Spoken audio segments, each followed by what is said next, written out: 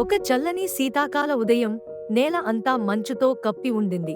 ప్రకాశవంతమైన ఆకుపచ్చ కళ్లతో ఉన్న ఉత్సాహభరితమైన బాలుడు యథాన్ తన కిటికీ నుండి బయటికి చూశాడు. సాహసాలు ఎల్లప్పుడూ అతనికి చాలా ఇష్టం, మరియు ఈ రోజు అతను తన ఇంటి దగ్గరలో ఉన్న మంచుతో నిండిన అడవిని అన్వేషించాలని అనుకున్నాడు. యథాన్ చిన్న బ్యాగ్ను ప్యాక్ చేశాడు. అందులో కొద్దిగా తినుబండారాలు, నీరు మరియు టార్చ్ లైట్ పెట్టుకున్నాడు. అతను తన తెల్లని హుడీ, లేత గోధుమ రంగు జాగర్స్ మరియు వెచ్చని బూట్లు ధరించాడు.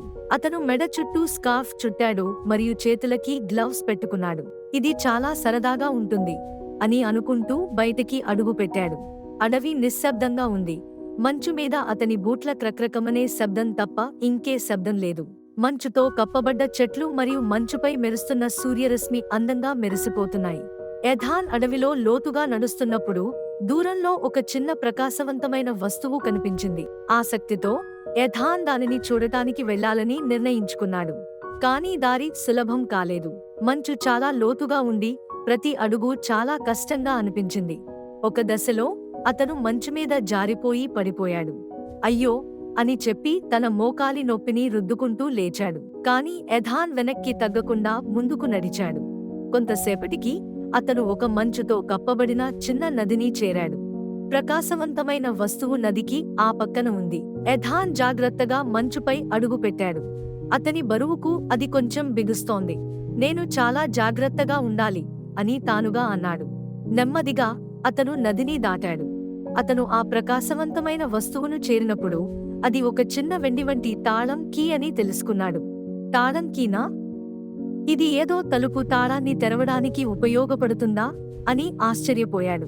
యథాన్ చుట్టూ చూస్తే కొంచెం మంచులో పాతుకుపోయిన ఒక చిన్నపాటి చెక్క పెట్టె కనిపించింది. ఆనందంతో దాన్ని బయటికి తవ్వి తాళం కీతో తెరిచాడు. పెట్టె లోపల ఒక అందమైన మంచు గుండు, స్నో గ్లోబ్ ఉంది.